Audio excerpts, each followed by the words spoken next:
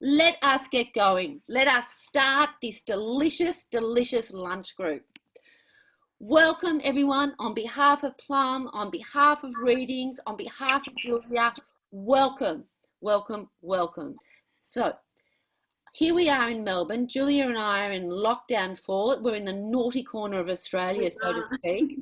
We've obviously been outrageous, but this means that we can do something like this, which is a joy.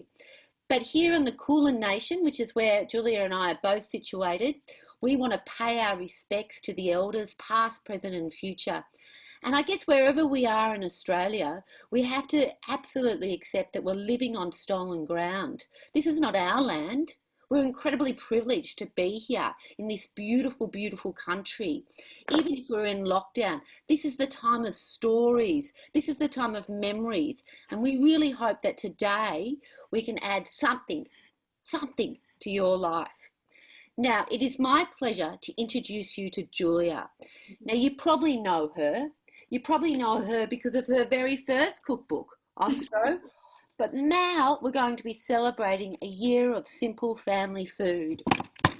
Julia is one of these incredible people that has been on the internet, on the design files, been in our magazines, been here, been there, and right now, if you keep yourself on speaker view, she's in your very own house. Julia, welcome. Hello, hi everybody. Thank you so much for joining us today. This is my first Zoom cook-along. I hope you enjoy it, and what a beautiful day to be doing it on publication day. It's very exciting. It's so exciting that we're here on publication day. Yeah. So Julia, take me through what we're going to be cooking today, and then throughout this next session, I'm going to be asking you very pesky questions. And I'm going to do that because this is me being a little bit daggy, a little bit lockdown 4 crazy. I'll be doing this every time I want to ask a question. What do you think? Is that I have a wooden spoon too. I can really. And at the very end, we may or may not sing a song. I'm into it. Julia, take me through the recipe that you've picked from your year of simple family food. Yes. So this recipe is very simple. It's a pasta dish. If you follow me or you've got Ostro, you know how much I adore pasta. I just think it's kind of so versatile and really delicious food, obviously. We're making a fresh pasta today called Cavatelli, which basically a little hollowed out pasta with a semolina flour dough. It's really easy to make. It's vegan if you happen to be vegan as well, which is a great addition. It's just flour, water and salt. So it's really affordable. It's really cheap. It's not as quick as obviously pulling out a packet of pasta from the cupboard, which you can totally do too. I think that's, I still wanted to include some things like fresh pasta in my book, but absolutely, if you want to pull out a packet of spaghetti, do that. I do that. We can all do that. Do you do that? Like, be honest. Do you? Yeah, 100%, 100%. And very my pasta cupboard is chockers. Yeah. So how often do you make pasta? Fresh pasta probably once or twice a week. Oh. Definitely on the weekends. But, for me, it's not just food. It's really relaxing. It's really kind of therapeutic. And I feel it's really creative. There are, thousands, hundreds of different pasta shapes. I really enjoy it. So, it's like someone, I don't know, reading or painting or something. Like, I like to make pasta. We eat a lot more dried pasta than fresh. You know what? I just am so relieved to hear you say that. In my mind, Julia, you are at like some gorgeous farmer's market every single day with a little wicker basket. Then you go out to your garden and you pick the herbs. This is the image I have of you. And then sometimes I walk around the corner to Coles because I've run out of space. I think it's good to have balance with everything, right? Like, I love farmers markets. I love to support local producers, and for me, like, grocery shopping and buying my meat and buying my fish is like, gives me a lot of joy. It takes me back to Italy essentially, where, shopping for ingredients is really, I don't know, it's really fun and special and lively. and I really enjoy that interaction. It's part of my job, you know, essentially is. Yeah. So you've got this interesting background, haven't you, Julia? Because you're Maltese from birth, but you actually spent a year in Italy learning some tricks of the trade. Yeah, so yeah, both my parents are Maltese.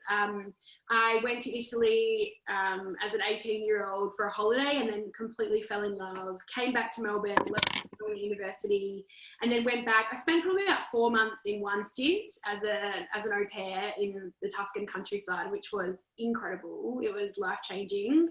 And then, you know, I've been back for a few months kind of here and there on other occasions. But yeah, I became an Italian teacher. I was teaching primary school Italian for maybe 5 years. And then you met your bloke who's Japanese. Yeah, Japanese. This is a beautiful sort of melding of all of these cultures. Totally. Yeah. So I met Nori in Melbourne 8 years ago this weekend, actually.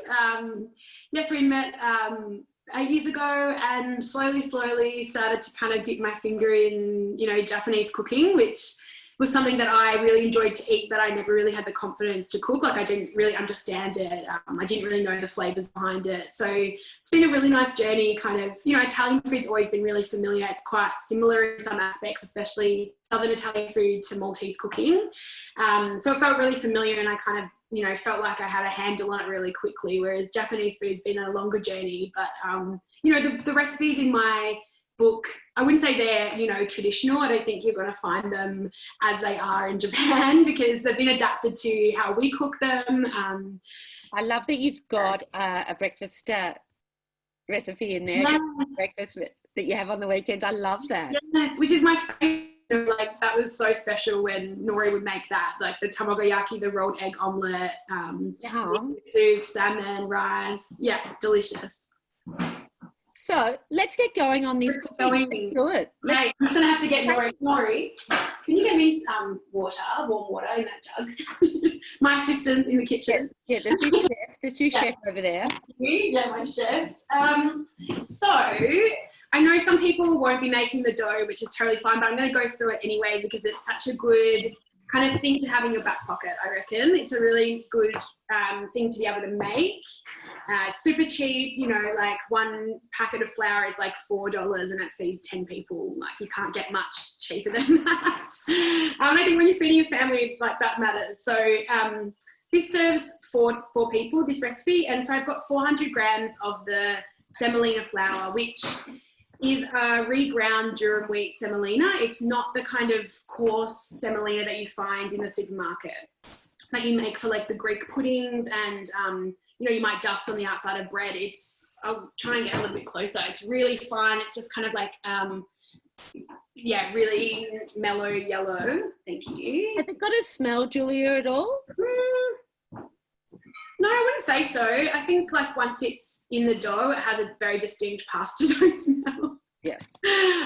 But yeah, no, it doesn't have a smell. It's really fine. This is like a hard wheat. So this is really good for making shapes like the cavatelli we're going to make today. You can make baracchette there. I mean, there's thousands, like every region calls it a different name.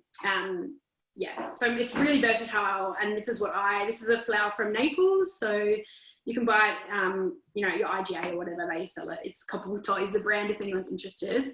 So people are already asking, is this flour available everywhere? And you're saying yes. Yes, and I'll send you, Chris, like where I buy mine from because they have a whole list of suppliers and you can send it out. That's everyone. Yeah.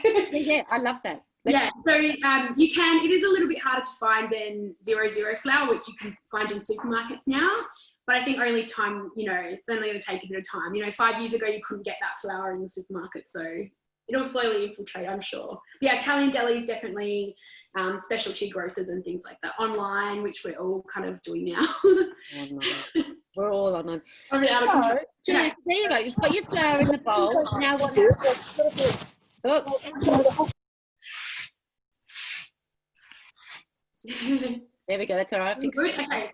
So you can absolutely make this pasta in a larger bowl if you don't have a board to make it on. But I've got a really big pasta board, which is wooden, which is really important when you're making pasta. So I'm just going to tip it out on my board. And I'm going to add some salt, just a pinch. This is flaky salt, but fine sea salt's probably better. It just kind of dissolves. I'm just going to crunch that with my fingers. Then I'm just going to make a well. And I've got around about 200 mils of warm water. And, you know, you need 180 to 200 mils. So usually about, you know, 2 parts flour to 1 part water. And this is. Do you even measure it anymore? Yeah, I still measure it. Yeah. I sometimes I free will, and then I end up having to add heaps more flour, and it ends up feeding 10 of us. So, so I'm just going to start slowly pouring in the water, and using my hands, I'm just going to incorporate the flour into the water.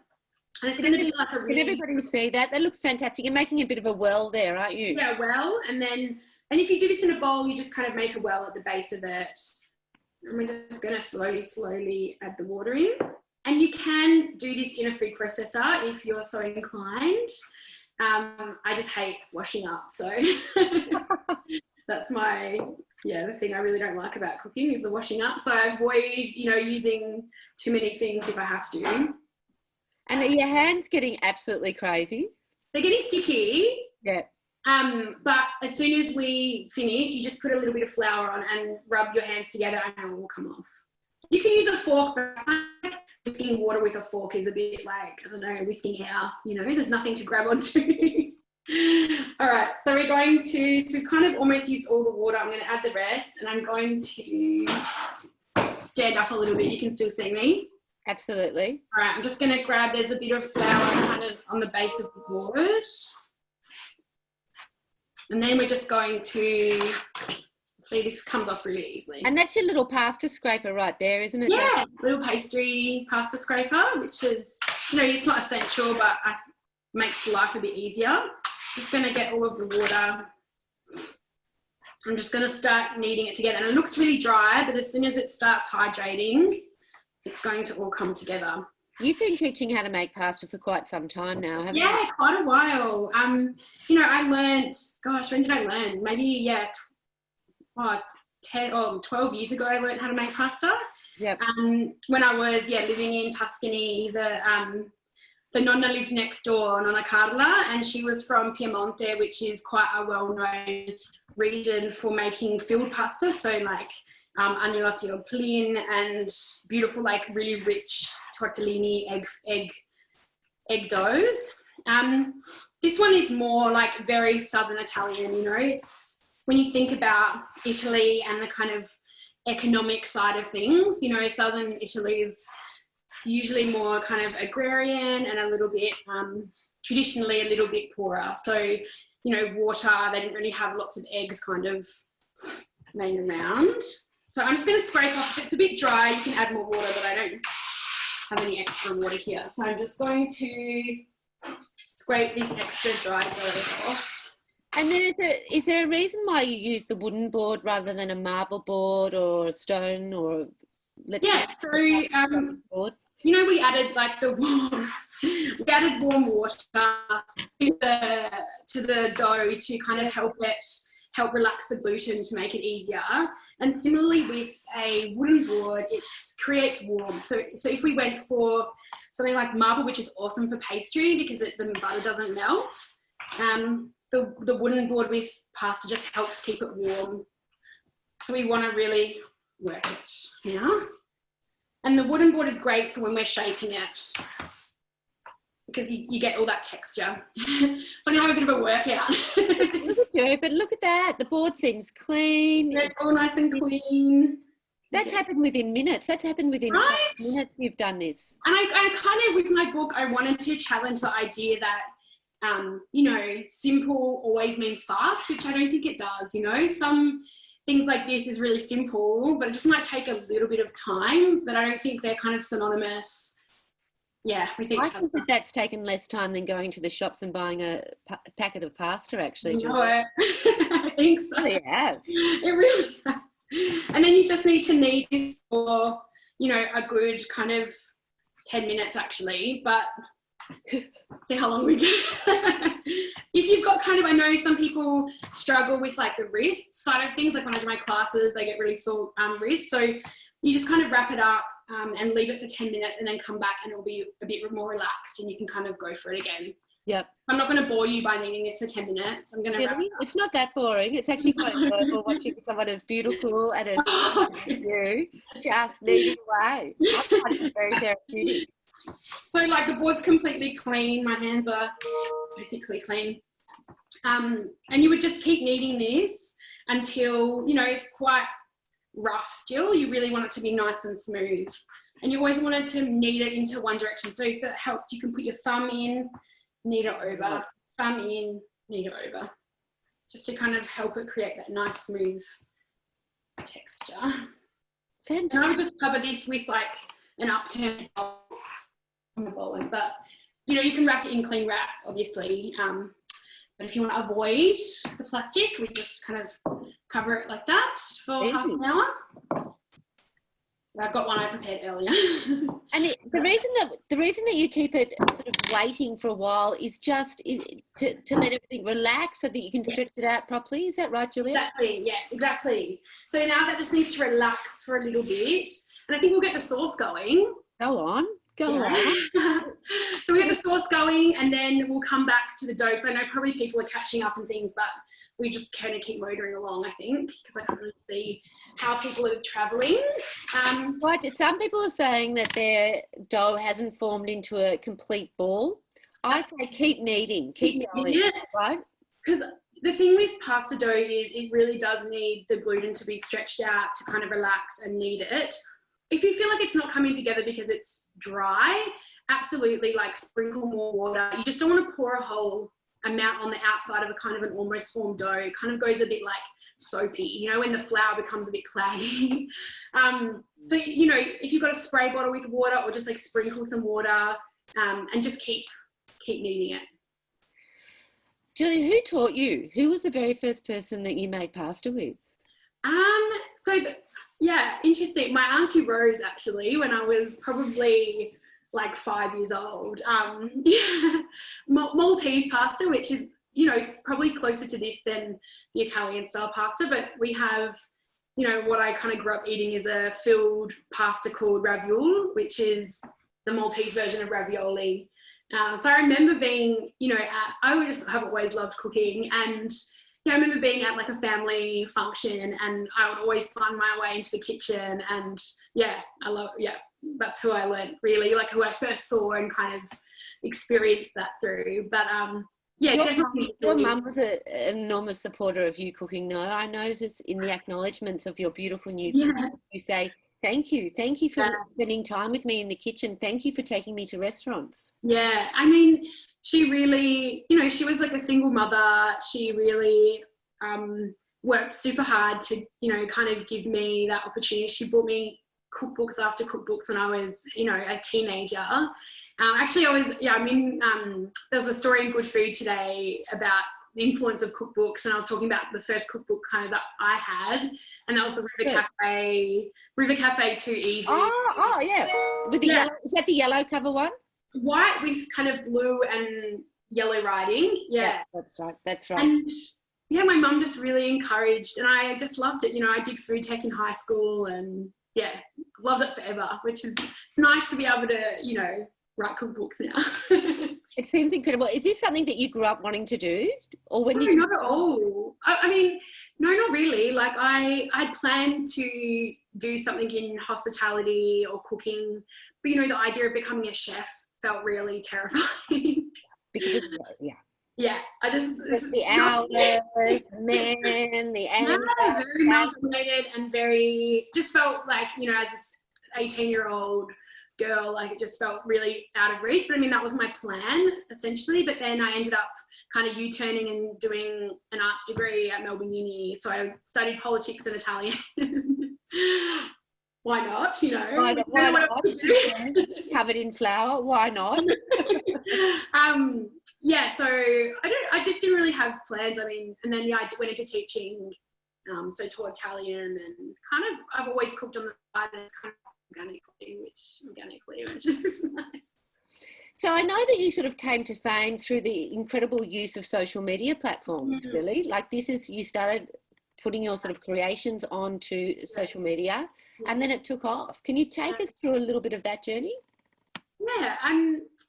Yeah, kind of when I first had Instagram, you know, it wasn't posting really food or anything like that. That kind of came a little bit later, but it definitely had a huge impact. Like, it's such a visual outlet, and I actually don't know, you know, when I was growing up, the only people who wrote cookbooks were people like, you know, Stephanie Alexander and Jamie Oliver, like people who had restaurants or cooking shows, or, you know, were journalists or things like that. There wasn't really that kind of scope for people who were like just home cooks, like very rarely, you know. There just didn't seem to be a home cook sort of area, did there? I mean, the closest you could get was sort of Julia in a way, but then she also went to cooking school. Yeah, Julia Child.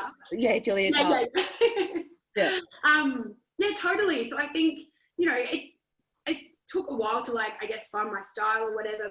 You know, it has been like a really amazing, you know, area to share my food and recipes. And, you know, I did kick off with Design Files. They, you know, they're just such a huge champion. I think they just released 2 of your recipes today, actually. I know, yeah. We're doing a little Q&A tonight, which will be fun. Yeah, they're just really big supporters of local, you know, businesses and people. Yeah, they're fantastic. I love them. I really do. Yeah. There's some people saying that their dough has come together beautifully, Julia. People are very excited. Yes. One poor woman, Elizabeth, she's used 100% semolina flour. Is it too late to fix? Should she add some 00 right now? Quick. Oh, good idea. I think, you know, the thing with semolina is they're larger like grains. Yeah. So when you add the water, it doesn't absorb it like it does this one, which is the quite open and small grains. So I think, yeah, probably add some 00 just to kind of help it come together. I can't promise that it's going to, you know, 100% work out, but I think it'll still work out a little bit, you know, and you'll get the technique, and that's fine. Fantastic. Yeah. Let's get on to the sauce. Yeah, I'm going to start the sauce. Look at me with my props. Sauce time. Sauce time. Let me make sure this is working.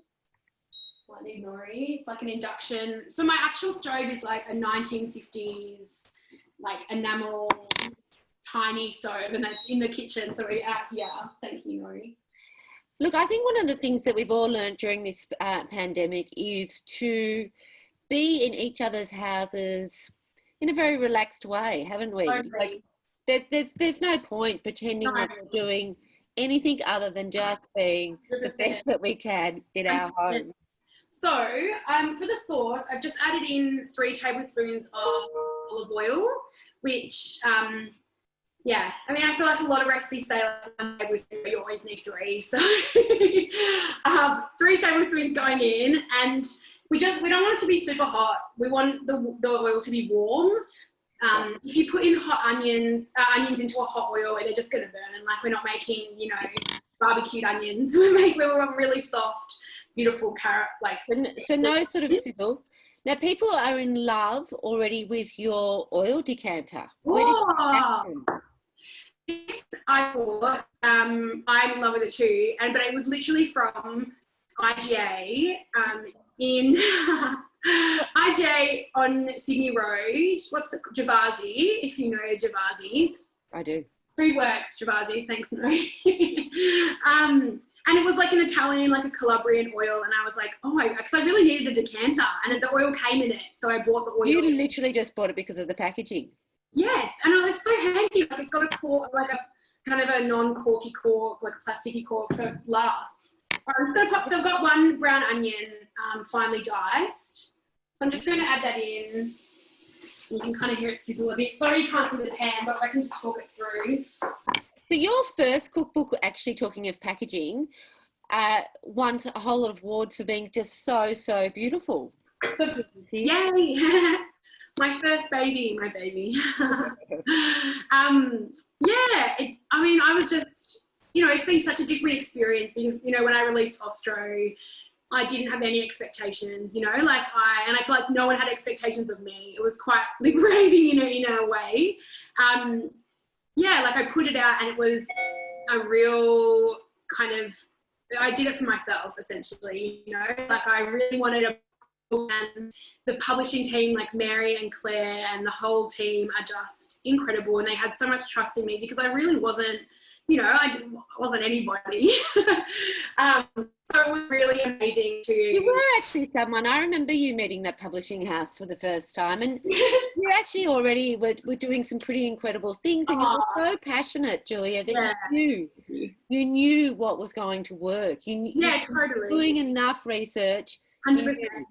You know, but, you know, I didn't have a presence, I would say, you know, as I do now, because I've had a book come out. So I feel like they were very different experiences because, I didn't really do it for anyone. I mean, obviously, like, I did it for everyone, but I did it for myself, you know. Yeah. And I think, it's such a beautiful... I'm so proud of Ostro because it kind of... seeing people, like, it'll be 3 years out this Saturday, I think. You know, people are still buying it, and people are still buying it. You know what I love about it? I love that it's called Ostro. I love that you're just strutting your stuff as a home cook. It nearly wasn't called Ostro, but I was like, it has to be called Ostro. And I think I love that as well because people came to it hopefully with the idea of, like, not knowing what it was, but you know, they could make their own interpretation of what it was, what it could be. So, I mean, my new book, it's got to be single family food, otherwise people might be upset. It definitely says what it is. Because actually you've got 2 babes.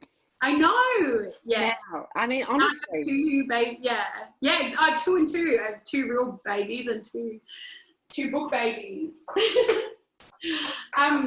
So, just back on the sauce quickly. The onions just need to cook for like 15 minutes. I know that sounds like a long time, but... That's because we want to get them all caramelized-y. Yeah, not super coloured, but just really soft. So that's just going to kind of do its thing. And while that's doing its thing, I thought I would start rolling a bit of pasta.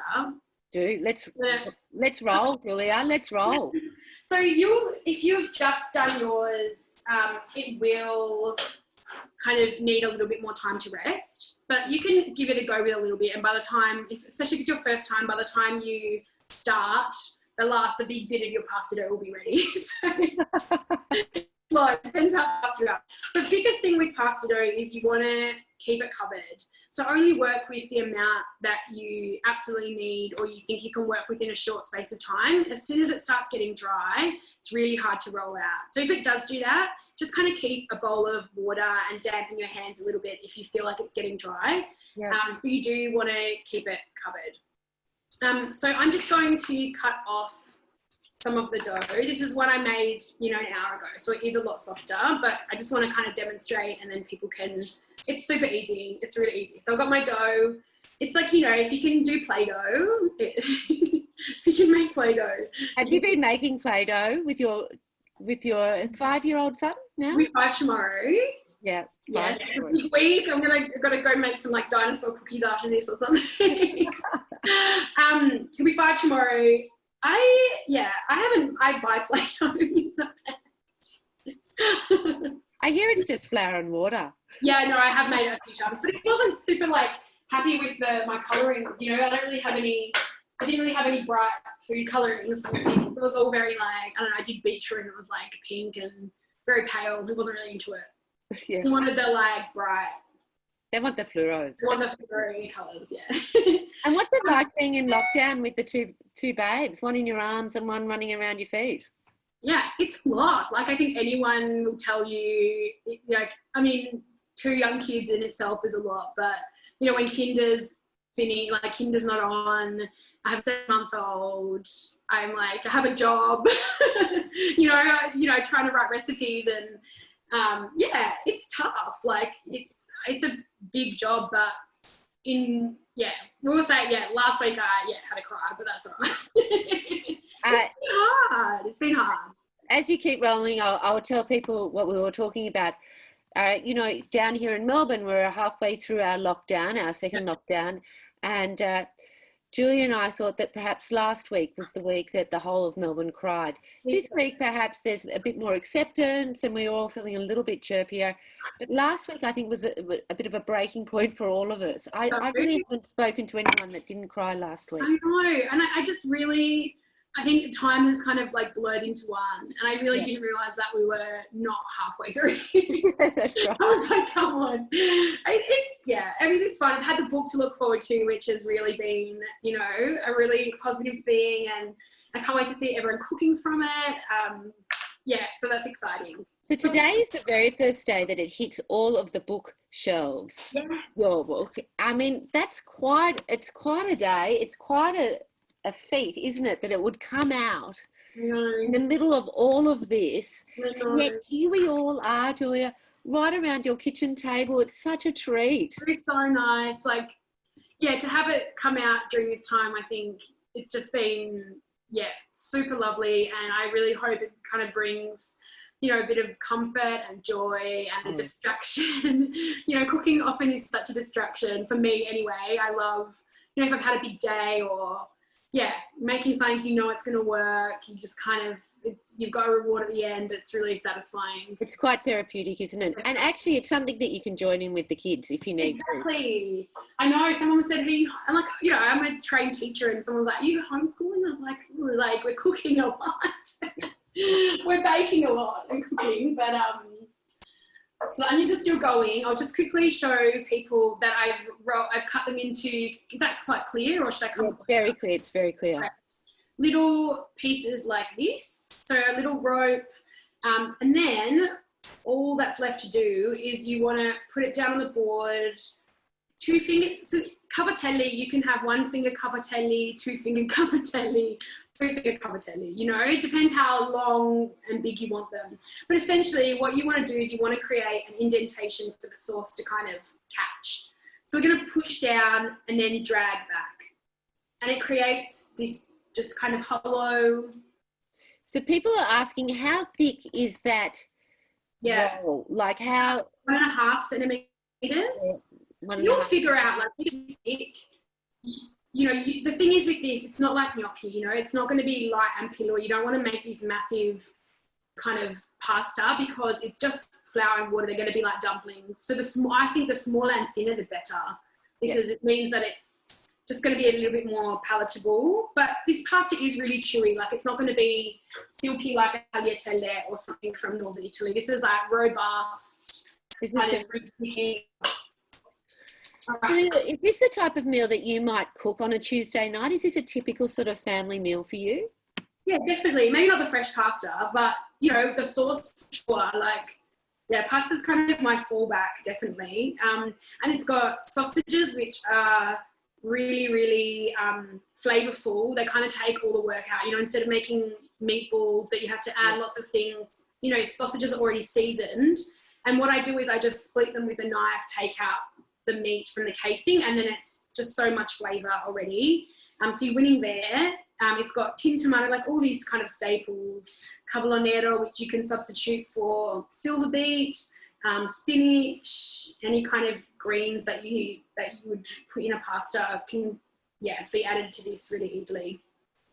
Julie, do you think that you could bring up to the camera just one of those perfectly formed little, let me find a perfect. People are saying to me they just want to see the kind of exactly, that's good. You know, you can also, it doesn't really matter, like it doesn't have to be perfect, let me tell you, because you want people to know that you've made pasta. There's nothing worse than making pasta and people think it's from a packet. I think. So it's just a rolling action. It's a kind of a pushing forward a little bit and then dragging backwards. And if you happen to have a gnocchi board around, you can do them on a gnocchi board as well. So that's really a nice ridge. So one of these, they're kind of, you know, a lot of people have these around now. You can use your finger or a knife even, and you just roll it. And this is really fun with the kids if they want to do that. So that's another option for sure. You can do it with a knife on the board too if you want to. Do we have questions rolling in? We have people saying it's actually working. They're very excited. Yay, I'm excited too. Julia, you have started a trend across Australia where people are rolling dough all at the same time. We should have contacted, you know, the Guinness Book of Records. The most amount of people rolling Cavatelli.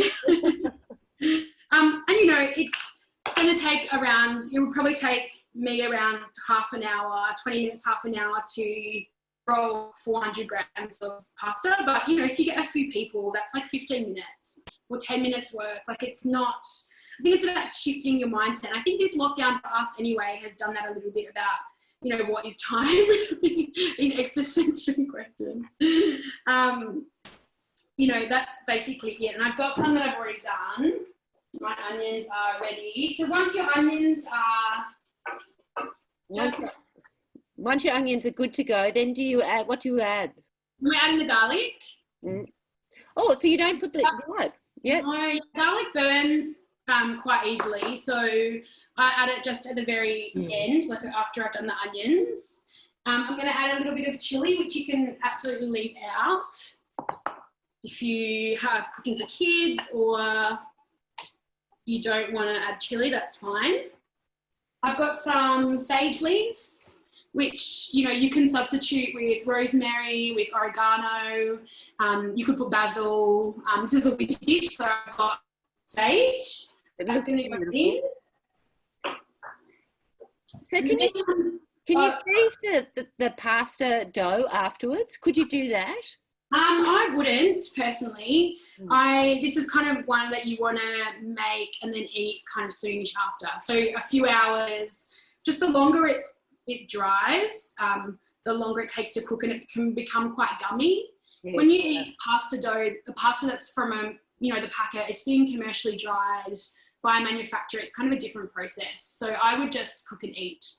The only pasta I like to freeze is filled, like ravioli or things like that. I fill those. So I'm going to put the heat up because we're going to add the sausages in. So these are pork and fennel, and I've just taken the casing off. So they're going to go in. I've got three. So you've taken the casing off. That's what you just said, isn't it? Yeah, yeah. I'm just going to break it up. Oh, it smells so good. I'm going to just break it up with my wooden spoon. Now, if you wanted to make this a vegetarian option, you just leave the sausages out, really, wouldn't you? I think, yeah. Someone asked me that on Instagram and they said, like, could we add roast pumpkin? And I'm like, you totally can, but this would just be a really delicious kind of tomato sauce without it. So, right, so they're going to fry a little bit. And I've got my tray of cavatelli that I'd made earlier. Have you ever said that before? This is what I made earlier. So you just want to have them. I like to have them on a dusted tea towel, because then I can just like lift up the tea towel, kind of tumble it into the water. That's kind of an easy way. You want it dusted with the semolina flour so they don't stick together.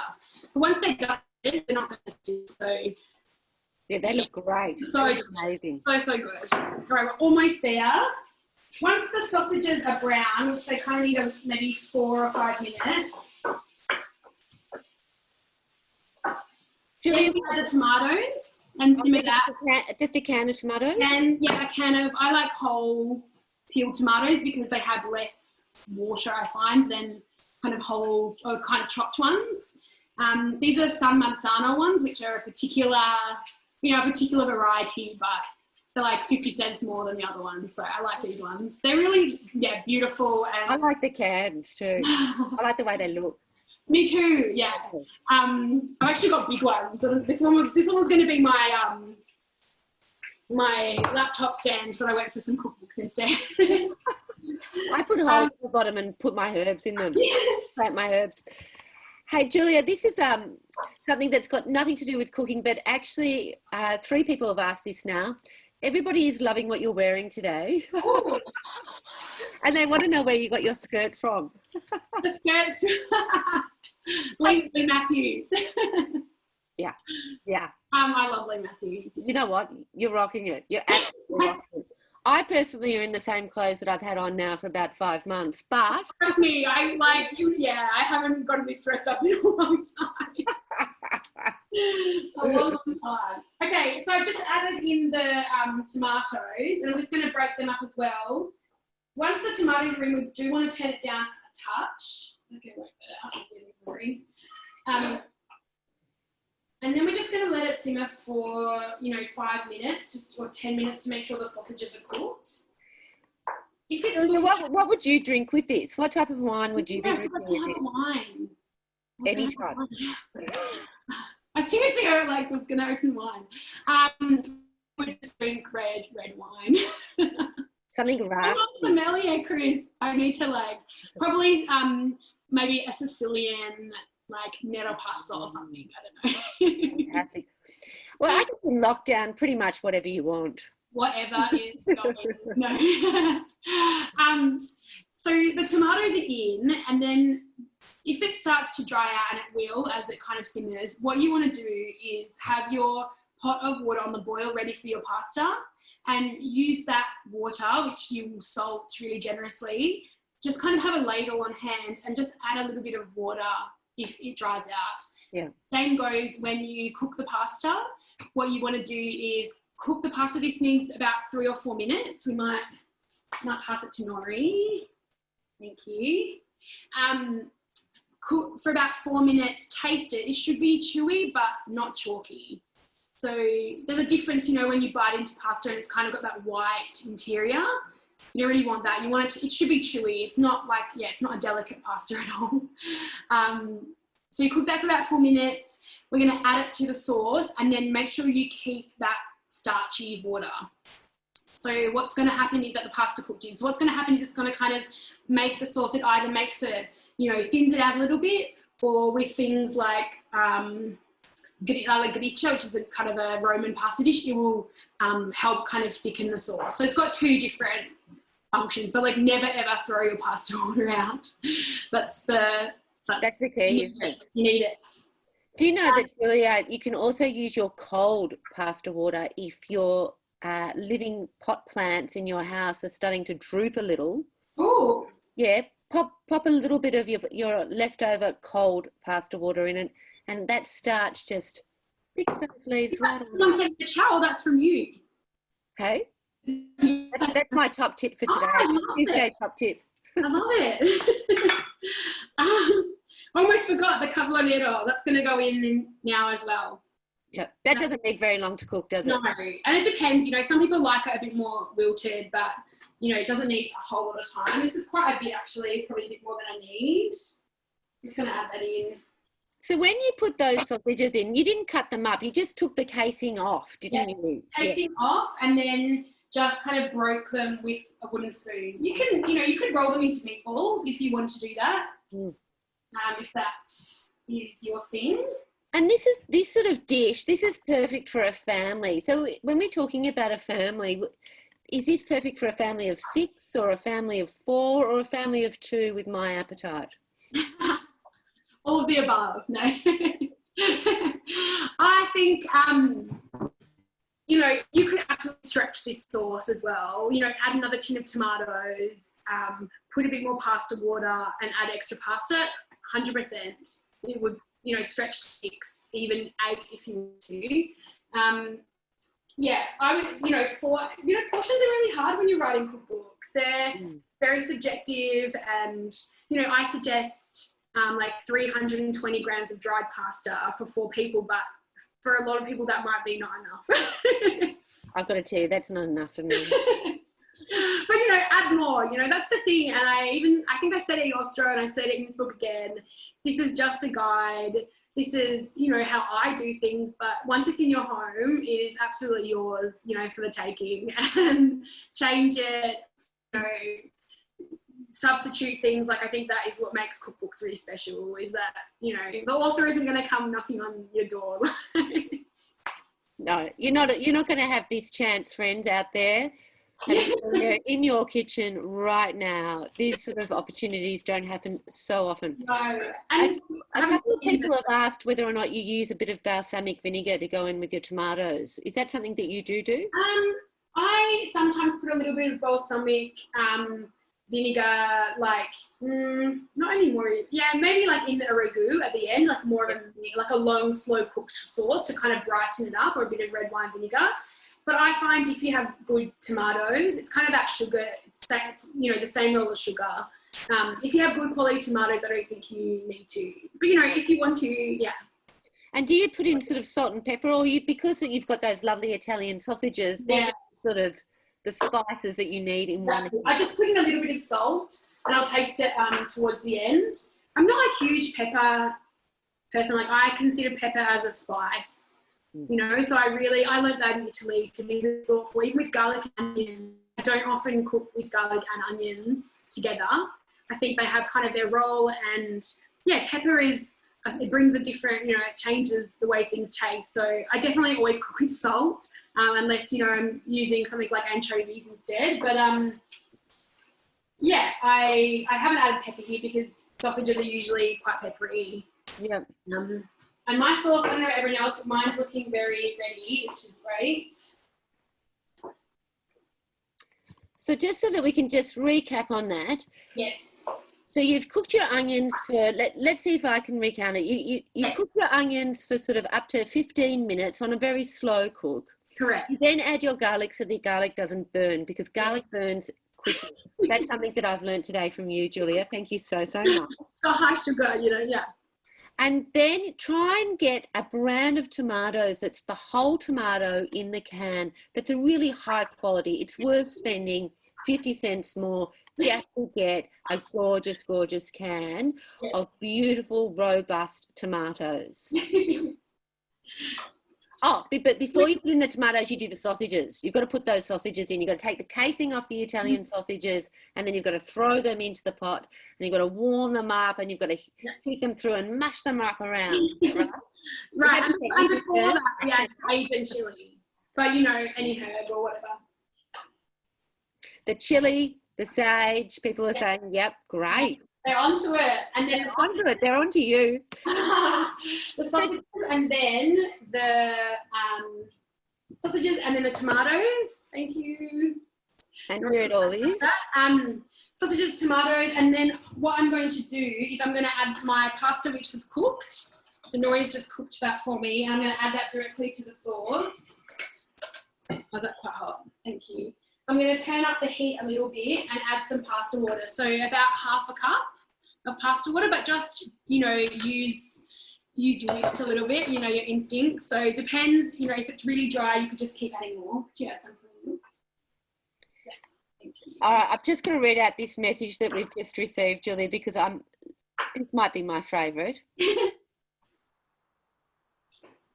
Hold us for the first time and I feel like a flipping pasta magician. Woo! Yeah, I love it. We can ask for more than that. Love it. I love it too. I've just added some water, and it's ready to go. I've got my pasta plate, which I love. And I'm just going to, you can see here. Oh my goodness, I'm going to pour it out onto my plate. Oh, that looks so beautiful, Julia. Some parmigiano, some parmesan, which is, you actually don't really need it with the sausages, but it's really delicious. Who doesn't love parmesan?